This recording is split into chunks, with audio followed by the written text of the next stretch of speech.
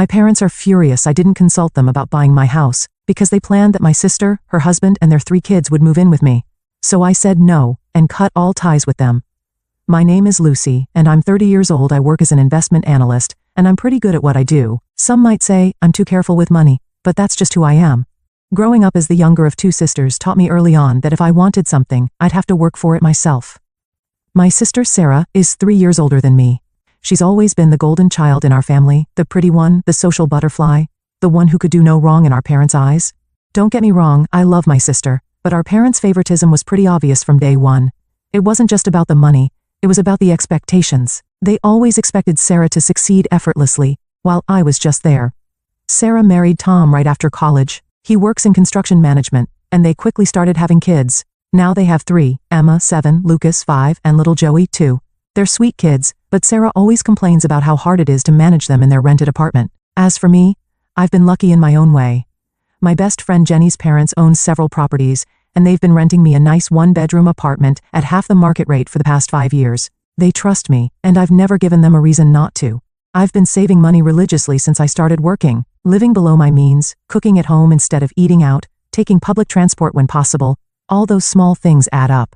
My colleagues often tease me about being too frugal, but I had a plan.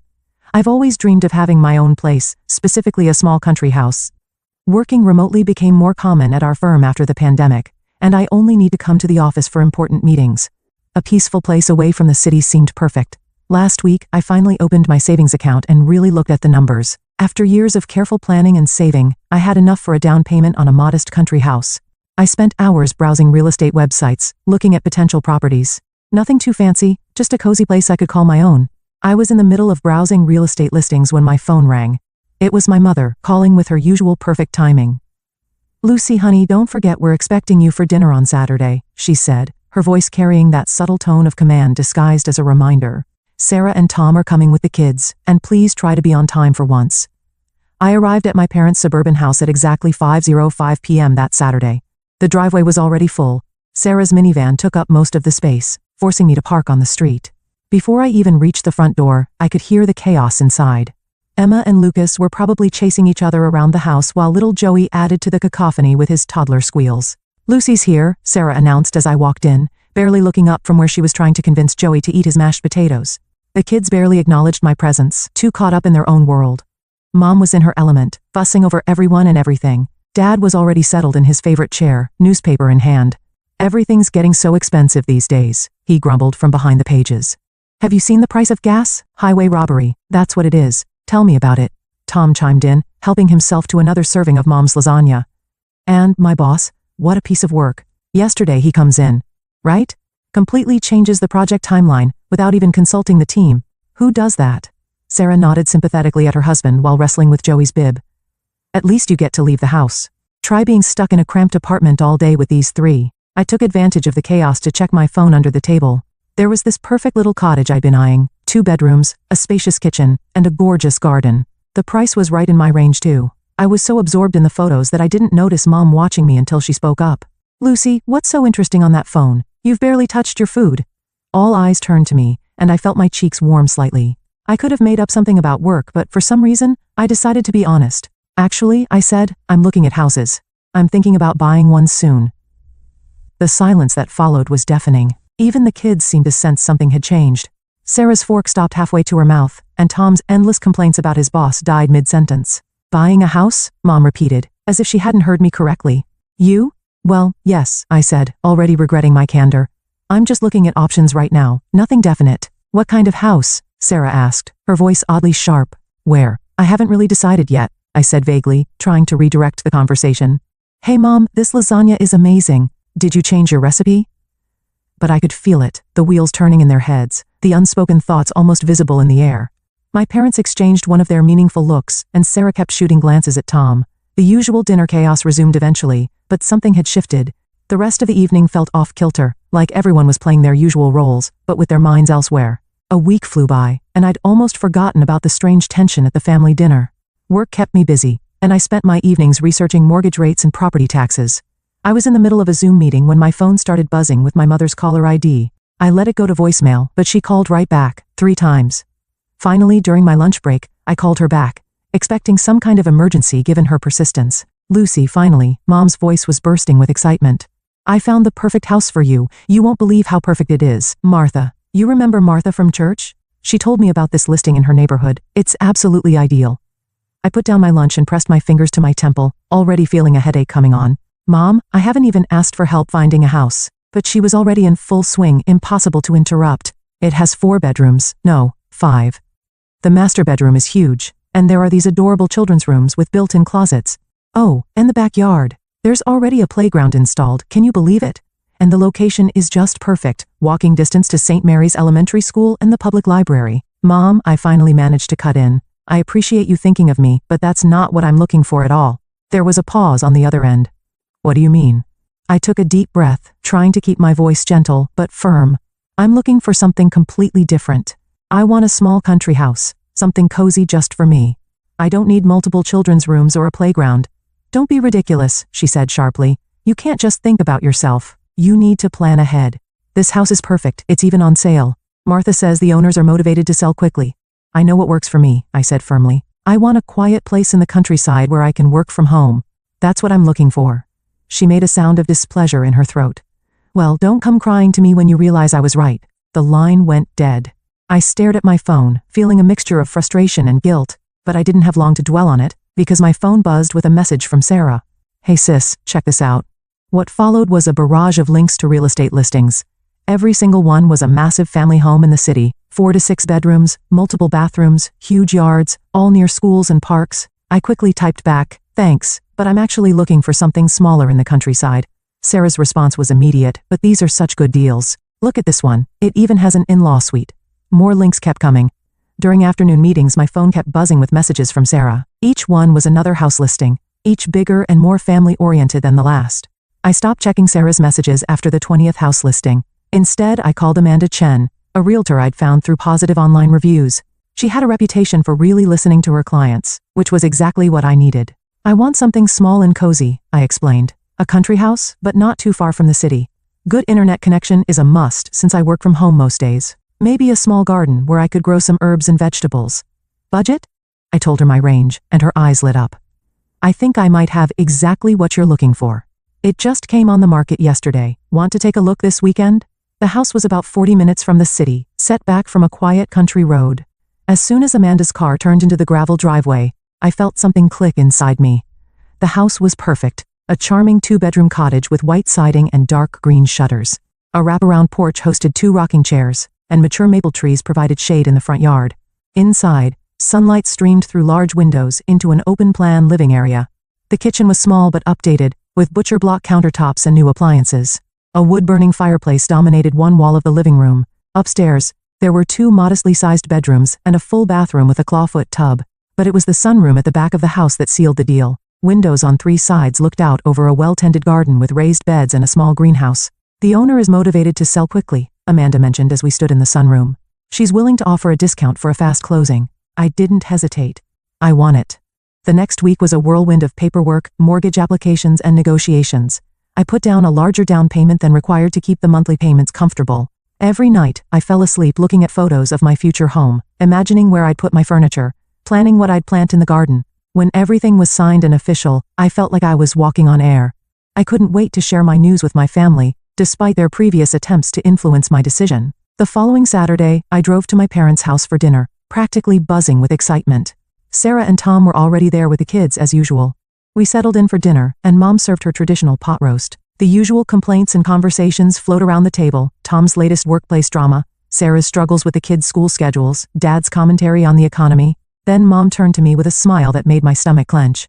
Oh, Lucy, I'm so glad you're here. I was just talking to Barbara next door. She's selling her house. You remember Barbara's house? She's willing to give us, you, a good price. You should really consider. Actually, I interrupted, unable to contain myself any longer. I've already bought a house. The clatter of cutlery against plates came to an abrupt halt. Emma's cartwheel in the background stopped mid-turn. The silence was absolute. I took a deep breath and started describing my new home, my voice filled with enthusiasm despite the tension around the table. It's this beautiful cottage about 40 minutes outside the city. 2 bedrooms, the most amazing sunroom, and there's even a small greenhouse in the backyard. The previous owner had these gorgeous raised garden beds, and, are you out of your mind? Dad's fist came down on the table, making the plates jump. I'd never seen him this angry before. Joey started crying at the sudden noise. What? I stammered, completely thrown by their reaction. How dare you? Mom's face had turned an alarming shade of red. How dare you buy a house without consulting us first? After everything we showed you, all those perfect family homes we found, I felt like I'd suddenly stepped into some bizarre alternate reality. Why would I need to consult you about buying my own house with my own money? Because we had it all planned out. Mom was practically screaming now. Barbara's house would have been perfect. Right here in the neighborhood, plenty of room for everyone. Room for everyone? I repeated slowly, feeling increasingly confused. It's just going to be me living there. The silence that followed was deafening. Mom and Dad exchanged looks, while Sarah sat there with an eerily calm expression on her face. Tom was suddenly very interested in this plate. Actually, Lucy, Mom said, in a tone that made my blood run cold, the plan was for Sarah, Tom, and the kids to live there with you. I stared at her, waiting for the punchline. It didn't come. I'm sorry, what? I managed to choke out. Sarah nodded, as if this was the most natural thing in the world. We're so cramped in that apartment, Lucy. It's really hard on the kids. Your house would have given us all the space we need. She smiled, like she was discussing borrowing a sweater. And since we wouldn't have to pay rent or utilities, we could finally start saving some money. I looked around the table from face to face, waiting for someone to crack a smile, to say gotcha, or burst out laughing. But all I saw were dead serious expressions. Dad's stern disapproval, Mom's righteous anger, Sarah's entitled expectation, Tom's awkward avoidance. You. I struggled to form words. You all just assumed I would buy a house for Sarah's family to live in? Well, of course. Mom threw up her hands. That's what family does, we help each other. Help each other? I repeated incredulously. This isn't helping. This is expecting me to provide housing for 5 people without even asking me. You're being selfish, Sarah said, her calm facade cracking slightly. You know how hard it is for us in that tiny apartment. Emma and Lucas have to share a room, and Joey's crib is in our bedroom. It's not fair to the children. I felt like I was drowning in crazy. The room seemed to spin a little as the full impact of their expectations hit me. They had all sat there for weeks, planning out my future, deciding how I should spend my money, without ever once considering what I wanted or even thinking they should ask me about it. You need to cancel this ridiculous purchase immediately, Mom demanded, her voice sharp with authority. Call your realtor first thing Monday morning. Barbara's house is still available, and it's perfect, right here in the neighborhood. Close to all the good schools and kindergartens. No. I stood up from the table, my chair scraping against the floor. The word came out stronger than I expected, fueled by decades of pent-up frustration. The dining room erupted into chaos. Mom jumped up from her chair, waving her arms. Dad's voice boomed over everyone else's. The kids started crying, picking up on the tension in the room. But we'll be so cramped, Sarah wailed, as if she hadn't heard me at all. Do you know how hard it'll be to get the kids to school from all the way out there? Emma has ballet on Tuesdays, Lucas has soccer on Thursdays. I spun to face my sister, something inside me finally snapping. You're not going to be cramped anywhere because you're not living in my house. None of you are, ever. Is that clear enough for you? The room fell silent. They all stared at me like I'd grown a second head. The entitled shock on their faces was almost comical. Lucy, Mom gasped, clutching her pearls. How can you be so cruel to your own sister? I grabbed my purse and headed for the door, their voices rising again behind me. I couldn't listen to another word. I got in my car and drove home in a daze, their screams still ringing in my ears. Sitting alone in my apartment later that night, memories started flooding back. Christmas 1999, Sarah got the expensive American Girl doll she wanted, while I received the knockoff version from the discount store. They look exactly the same, Mom had said, but they didn't. Our 16th birthday, Sarah had gotten a brand new Volkswagen Beetle when she turned 16, complete with a big red bow on top. I got Dad's old Honda with 150,000 miles on it and a tendency to break down. High school graduation. Sarah's graduation party was a catered affair in the backyard with a hired DJ and custom decorations. Mine was a quiet family dinner because we had too many expenses that month. Apologize. Sarah attended her dream school with our parents covering every expense, tuition, room and board, even a generous monthly allowance. Meanwhile, I spent my senior year of high school applying for every scholarship I could find, staying up late to maintain my perfect GPA knowing it was my only shot at higher education. And now, here we were. After years of favoring Sarah, of giving her everything while I worked for scraps, they just assumed they could commandeer my house, the one thing I'd achieved completely on my own. They'd planned to hand over my dream home to Sarah, just like they'd handed her everything else. I was in the middle of packing my kitchen when the aggressive pounding started on my apartment door. The coffee mug I was wrapping in newspaper slipped from my hands, but thankfully landed on a pile of packing paper. Lucy, open this door right now. My father's voice boomed through the wood. We know you're in there. I froze, bubble wrap still in hand, more pounding followed. Go away, I shouted back. I'm not discussing this anymore. Don't you dare talk to us like that. Dad's fist made the door rattle in its frame. We raised you better than this. My hands were trembling as I picked up my phone. If you don't leave right now, I'm calling the police. I mean it. I pulled up the keypad on my phone and deliberately pressed 9, making sure they could hear the beep. I'm dialing right now. You ungrateful little. Dad's curse was cut off by Mom's sharp intake of breath. We'll leave. Mom's voice had turned cold as ice. But this isn't over, Lucy. You're making a terrible mistake. I listened to their footsteps retreating down the hallway, then slid down against the wall, my heart pounding. I thought that would be the end of it, but I was wrong. So wrong. The first message from Sarah came an hour later. A photo of Emma and Lucas cramped together on their shared bunk bed. Look how little space they have, the caption read. Emma can't even have a desk for homework. I didn't respond. Another photo followed, Joey's crib wedged into the corner of Sarah and Tom's bedroom. He wakes up every time we come to bed. This isn't fair to him. Delete. When I continued to ignore her, Sarah's messages turned nasty. They started coming at all hours, 2 a.m., 4 a.m., 6 a.m. You always were Dad's least favorite. Mom cries herself to sleep because of you. I hope you're happy all alone in that big house, while your nieces and nephews suffer. I blocked her number, then her Facebook, then her Instagram. But she kept finding new ways to reach me, creating new accounts, using Tom's phone, even setting up fake email addresses. Then the phone calls started coming from other directions. First, it was Aunt Marie. Lucy, honey, I just heard what's happening with your sister. Surely you can find it in your heart to help family? Next came Uncle Bob. Kid, you need to think about what really matters here. Family comes first. My mother's best friend Susan, your mother is devastated. How could you do this to your own family? Even my old high school teacher Mrs. Peterson, whom my mother still saw at church, Lucy. I always thought you were such a kind student. I'm so disappointed to hear about this situation with your sister. They all had the same message. I was selfish, heartless, cruel. I should give up my house, my dreams, my independence to solve my sister's problems. None of them seemed to question why Sarah's housing situation was somehow my responsibility. After 2 weeks of constant harassment, I'd had enough. I went to my mobile carrier and changed my number, giving it only to my workplace and a handful of trusted friends who hadn't taken sides in this mess. Moving day was wonderfully quiet. I hired a moving company I'd never used before, making sure there was no way for my family to track the address through familiar local services. The movers were efficient and professional, and by sunset, I was standing in my new living room, surrounded by boxes and possibility. That first night in my cottage, I sat on my porch with a cup of tea, listening to the crickets and watching the stars come out. No traffic noise, no sirens, no family drama, just peace. I felt something inside me finally relax, a tension I hadn't even realized I'd been carrying for years. Of course, I still occasionally saw their social media posts. Sarah's passive-aggressive status updates about family betrayal and selfish siblings. Mom's thinly veiled posts about ungrateful children and family duty. The comments from relatives and family friends, all taking their side without knowing the full story. But here's the thing. None of that bothered me anymore. Their words couldn't touch me in my new sanctuary.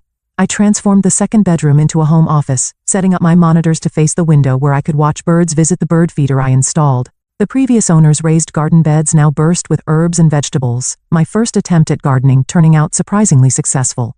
The greenhouse became my weekend project, slowly filling with plants that made the space feel alive and vibrant. My work productivity actually improved without the constant family interruptions. My boss noticed and gave me more responsibility along with a raise. I started taking online courses in investment strategy, expanding my expertise without anyone telling me I was wasting my time or should be focusing on finding a husband instead. Sure, there were moments when I missed the idea of family, not the reality of my family, but the dream of what a supportive family could be. Those moments usually passed quickly when I remembered the peace I gained in exchange.